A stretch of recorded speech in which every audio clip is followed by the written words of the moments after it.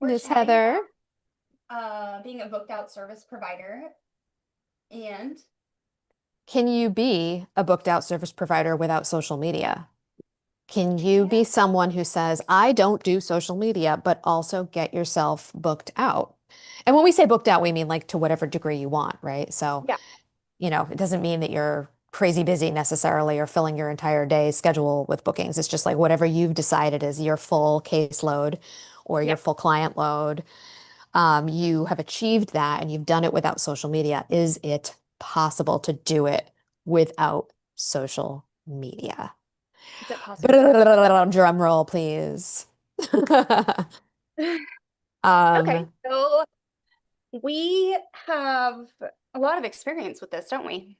yeah, I would say we do. We do. Although we are also both people who neither of us are dependent on social media. And if social media went away today, you and I would both be fine. We would still generate Yeah, leads.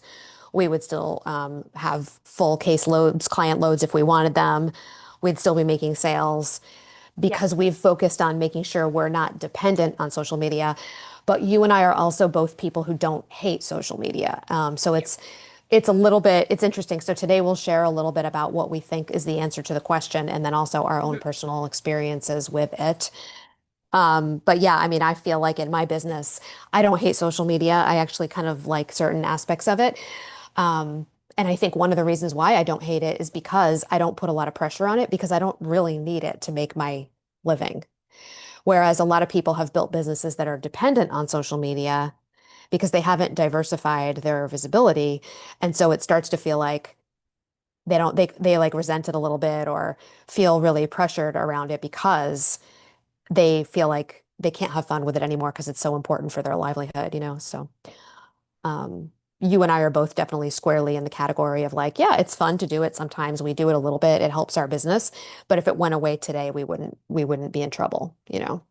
So, Yeah, um, I don't hate it to the extent that, I post on there and I don't get results.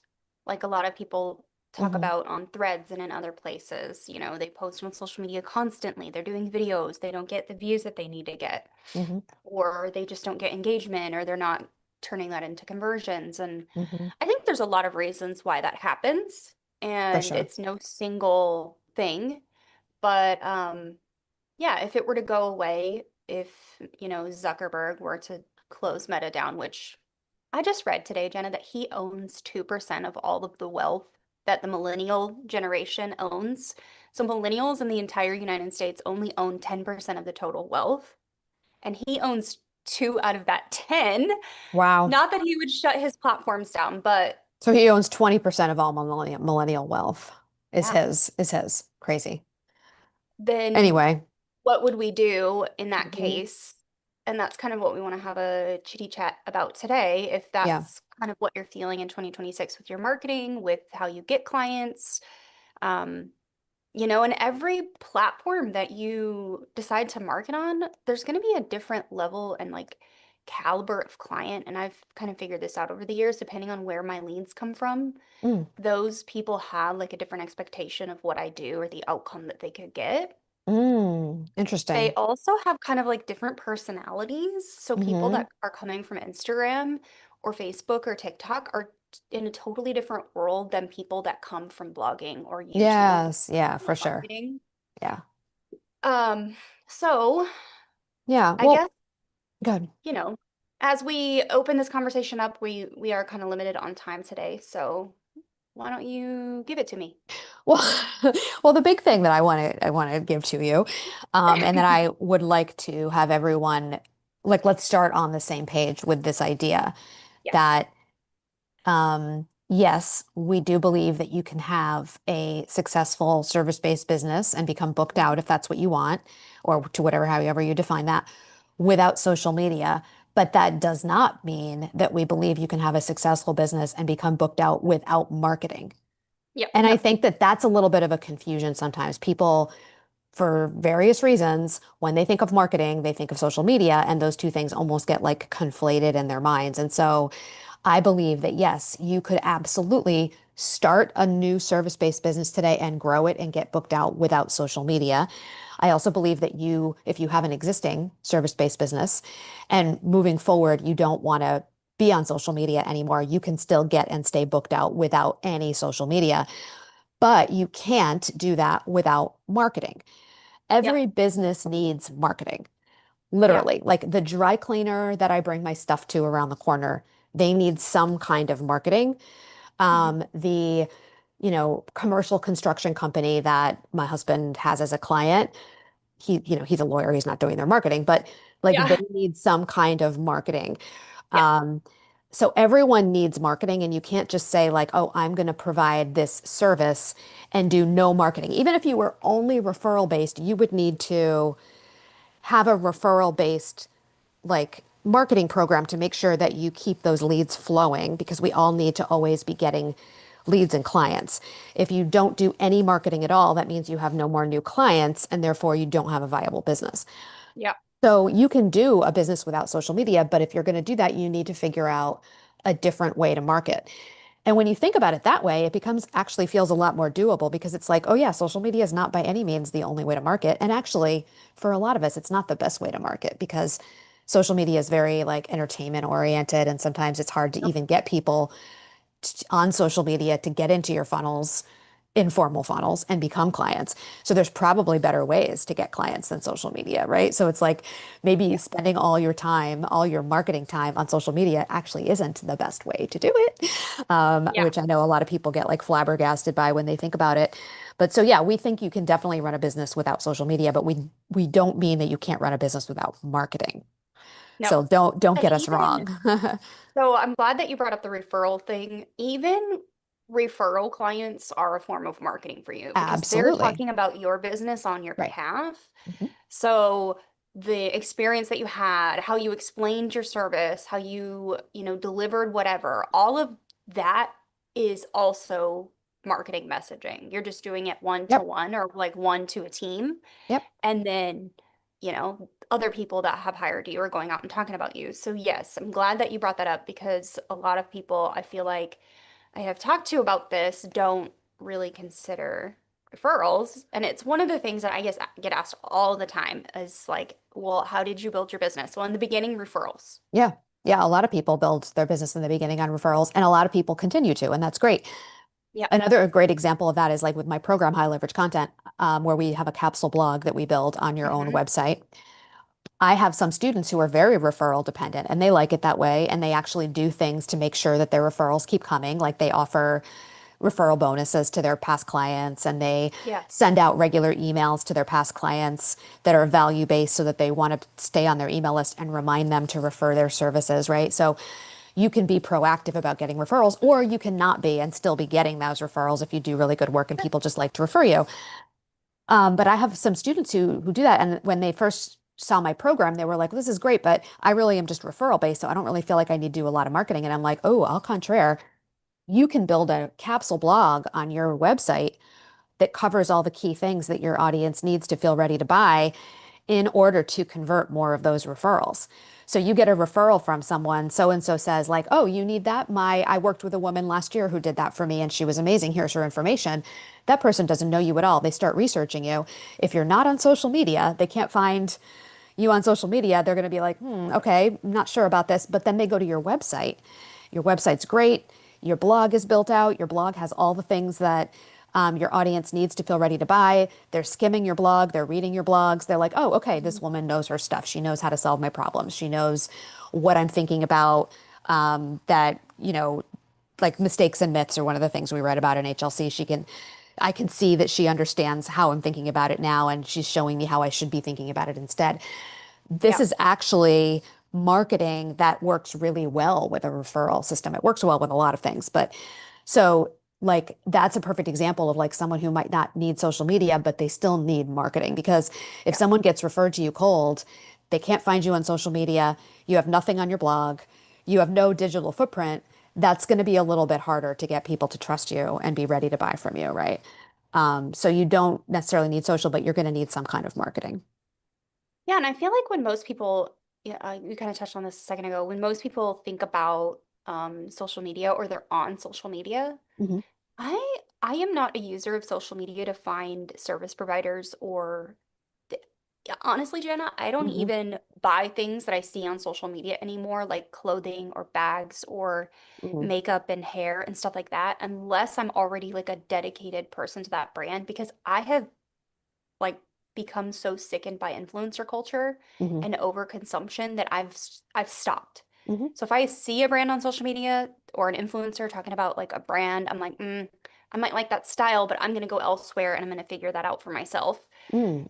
So I know anecdotally in my own world, when I go on social media, I'm not looking for people to hire. Yeah. Yeah. And we don't trust What social I media do, as much as we once did. Yeah. Hmm. no, what I do is I open my WhatsApp and I'm like, hey, Jana, Hmm. I need a referral for this, or who do you know that does that? Or Yeah. I go on Google, like you said, and I'm looking for those things and I Yeah. find people that are competent and look like they know what they're talking about.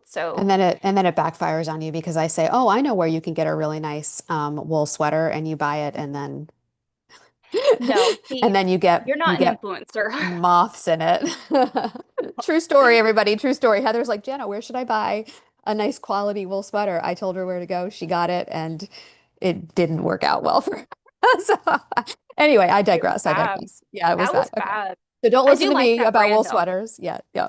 Okay, sorry, keep going. I'm just thinking like No, it's maybe just you I shouldn't feel like ask me. a lot of people are in a similar mindset when they're Mhm. using social media. So Yeah. really be thinking about your marketing and your lead sources from the intent that people are using that platform. Are they Yeah. using the platform because they want to be entertained? Are they doom scrolling? Yeah. Are they watching political influencers because that's what they're obsessed with right now? That is not me, by the way. Hmm. Um, are they watching dog videos? That is totally Hmm. me. I am Yeah. watching dog Hmm. Yeah. videos. Hmm. I'm not looking to hire people when I'm on social media anymore. Hmm. So I definitely think as you're looking at your marketing, Like where you're going to spend your avenues, time and where you're where going to you're going to spend allocate your your time, resources. Hmm. you really need to be focusing in on the intent behind that visibility platform. Yeah. Yeah. I think right now for me, though I've made some notes before this, here's what I am seeing as like my marketing Tell or me about it. visibility stack, right? For me, my blog is my evergreen source of truth for all things in my business, right? It Okay. serves as a content bank so that I can, because I've written blogs about all the key things that my audience needs to feel ready to buy my main offer. So it serves as a place that I can dip into all the time and repurpose content. And it's like a place I can send people when they have questions. It's like my foundational source of truth, evergreen content. And I use both my blog and my emails to convert my audience, my existing audience. And I use my emails to nurture people who are new to my audience and also to convert them.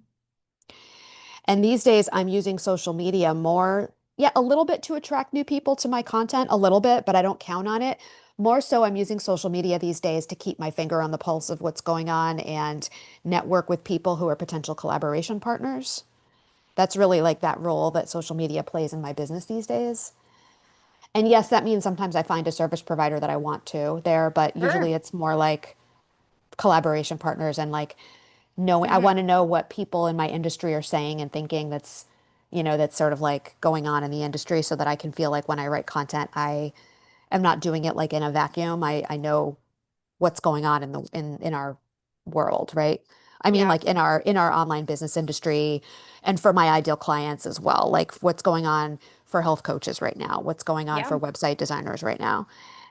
And then I use audience, like my main audience growth strategy, it's not social media, it's actually collaboration. So things like freebie swaps, summits and Okay. bundles, things like that. So that's how I'm doing things right now. And then I also wanted to say, as an extension of that, if you are watching this live stream because you'd love to know how people are doing it without social media at all, because I don't do it without social media. I do some social media, and you Yeah. do as well.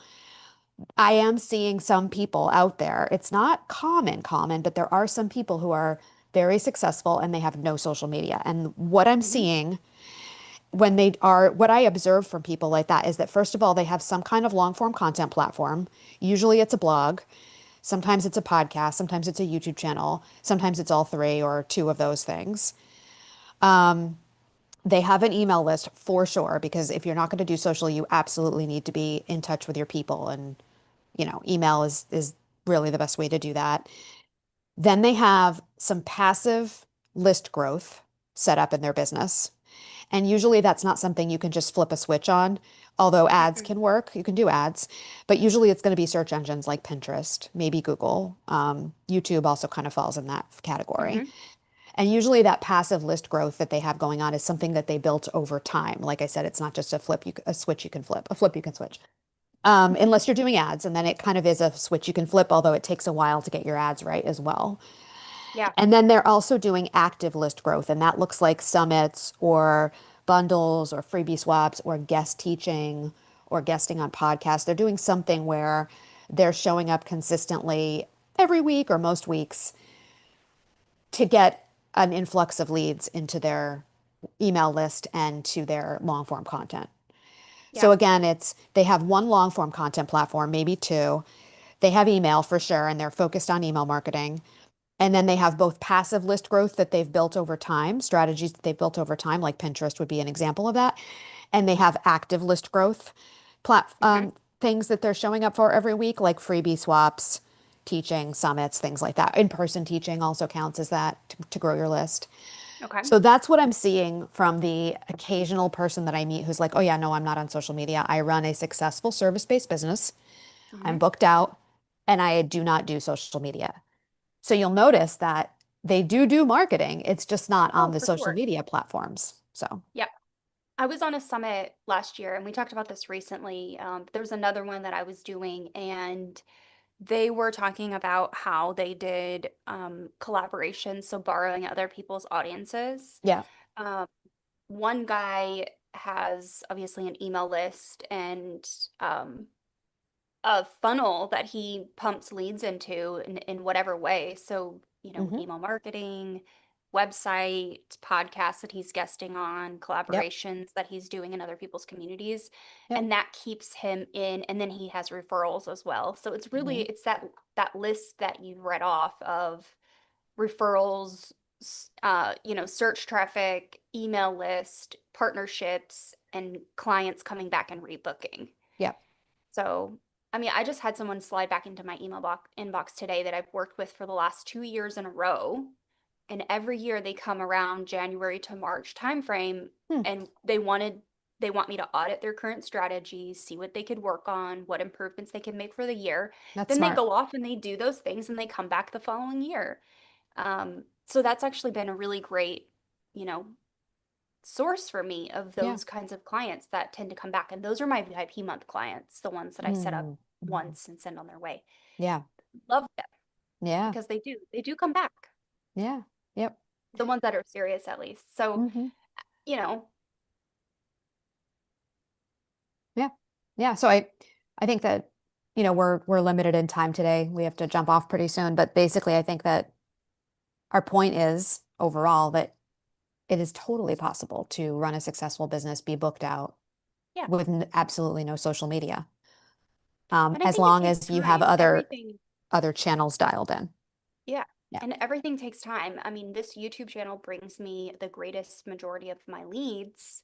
Mm, It is the biggest like checkbox for people that are validating whether I know what I'm talking about or not. And then they go to yeah. my website and they start reading my blog and they go to page after page after page.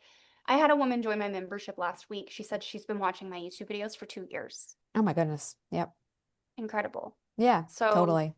I think it takes a while to build these channels, just like Yep. everything takes a while. But I think it, you told me once, and I can't remember, it's been a couple of years. I can't remember in regards to what it was. I think of my membership maybe Hmm. that, it takes a while to build that momentum. But once you get to that, you're not having to like row as hard.